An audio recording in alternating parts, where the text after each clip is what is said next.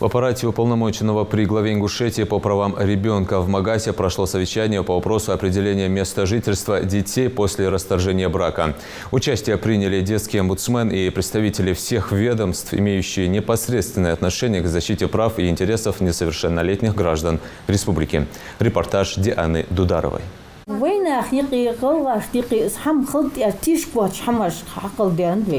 Я не знаю, к чему мы придем дальше, но $100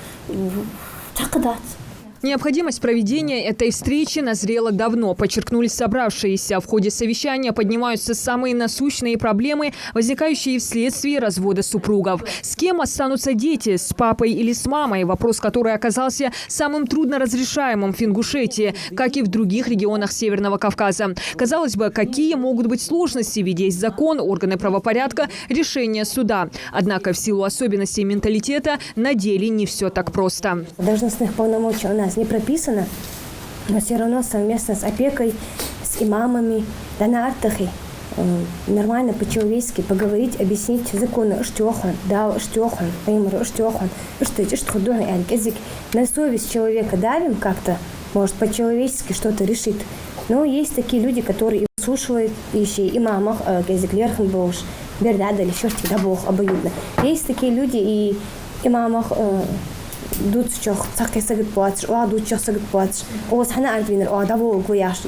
очень много моментов и такие, когда, но надо работать. В последнее десятилетие в регионе участились случаи разводов, а в последние годы проблемы с определением опекунства достигли масштабов, которых никогда еще не было. В день к детскому омбудсмену поступает почти десяток заявлений, и связывают это большинство участников встречи с социальными выплатами. Также часто суд опекуном определяет одного родителя, который получает выплаты согласно закону, а фактически детей воспитывает второй родитель. Таким образом, без денег остаются и дети, и опекун. Как они объясняют отношение к своим же детям? То есть деньги же не доходят, получается, по факту до детей. У нас вот в последнее время даже такие обращения. Дети находятся с отцом, законный представитель. Мама вышла второй раз замуж, но почему-то она получает эти выплаты. И она никак не комментирует эти вопросы, они даже сами в контакт не идут. То есть эти деньги она тратит на себя, получается? Выходит, что так, да. Или же наоборот ситуация бывает. Единственное, что мы делаем, мы направляем письма и в пенсионный фонд, и в соцотдел, что один из родителей не проживает, что дети на данный момент проживают с одним родителем, прикладываем справку, акты, подключаем органы опеки и попечительства, естественно, направляем. Вопрос в том, что закон не регулирует, что если родители в разводе, что никто из них не имеет права подавать. Это вот с этим вопросом мы сами разбираемся, он остро стоит сейчас. Единственное, там предлагать тому же Минтруду Ингушетии или пенсионным фондам при подаче документов предоставлять, если в разводе родители, решение суда, где определено, что с кем живут дети. Но, я так полагаю, таких требований в законе не прописано. Работники органов опеки сетуют, что в последнее время из-за большого количества судебных процессов по соцвыплатам, на которых они должны присутствовать, не успевают заниматься основной работой. И приходят к нам акт езартун, чтобы там соцзащиту по поводу этих выплат. Они пишут заявление, мы выезжаем. Это же, опять же, мы отрываемся от работы, выезжаем, обследуем, составляем акт. Это очень много времени занимает. И таких людей в день может быть 5-6. Один, второй, третий суд в один и тот же день. И что получается? Чем должны эти органы опеки заниматься? По сути, в месяц это значит в суды, это значит адрес, и ей посетить надо одному человеку. Это же ненормально. Также очень часто после развода, несмотря на решение суда, кто-то из опекунов против общения детей со вторым родителем, зачастую руководствуясь эмоциями, личными обидами и амбициями. Очень мало таких ситуаций, когда родители на самом деле осознают, что ребенок должен находиться и как у отца, так и у матери. Но в основном это как бы обиды друг на друга, что якобы, когда я с ним жила, он мне такое сказал или она мне такое сделала. В основном это обиды друг на друга, и, как я это ранее говорила, они хотят как бы показать друг другу, кто тут в доме хозяин. Естественно, закон на стороне матери в основном. И многие мамочки тоже делают из этого фишку, можно так грубо сказать. И они как бы, учитывая то, что даже бывают моменты, когда решения суда нет, они не дают видеться. Уполномоченные по правам ребенка, представители прокуратуры, МВД, судебные приставы, работники отделов опеки. Здесь все, кто в силу должностных обязанностей имеет отношение к защите прав детей. Все на своей практике сталкивались с делами различной степени сложности. И в каждой из этих историй страдают дети. Отец умер, детей определили с матерью, но они отказались быть с матерью, они находятся с бабушкой. Так на нас и в прокуратуру жалуются.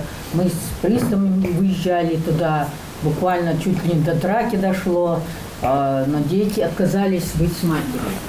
Не отказались, буквально в смысле этого слова, быть с матерью. Был случай, что она отказывалась брать паспорт. Ребенку уже 14 лет. Мы вынуждены были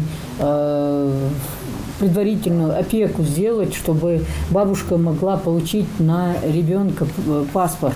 Собравшиеся подчеркивают, каждый случай индивидуален, и нужно разбираться тоже индивидуально. Бывает так, что дети категорически не хотят к отцу или к маме, но судом их мнение не учитывается. Также сталкиваются со случаями, когда из-за манипуляций со стороны родителя несовершеннолетний боится озвучивать перед судом истинное желание. Еще чаще звучат жалобы в адрес судебных приставов, которые не исполняют судебное решение и не забирают детей. Судебные приставы-исполнители не могут просто так в пользу одного из родителей взять ребенка и передать этого ребенка.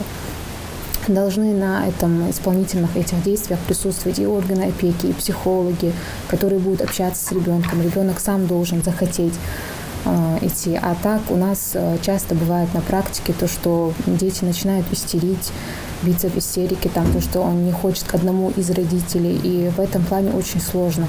Зарема Чехкиева отметила, часто суд в исполнительном листе пишет не отобрать и передать, а просто передать. Соответственно, по закону приставы не имеют права проводить процедуру отбирания. Также на встрече подчеркнули, что работе органов опеки очень часто мешают адвокаты, которые действуют исключительно в интересах клиента, а не детей. В итоге у нас неполные семьи, дети, которые не знают, как себя вести, то ли в сторону отца занять, то ли в сторону матери, они на перепутье, особенно возраст 9 лет и старше. Дети, соблюдение их прав и сохранение здоровой психики должны быть на первом месте. Правда, часто их собственные родители думают об этом в последнюю очередь или вовсе не задумываются. И очень сложно бывает момент, когда во время бракоразводного процесса, когда или судья, или органы опеки, попечительства, или иное третье лицо спрашивает у детей, с кем ты хочешь остаться.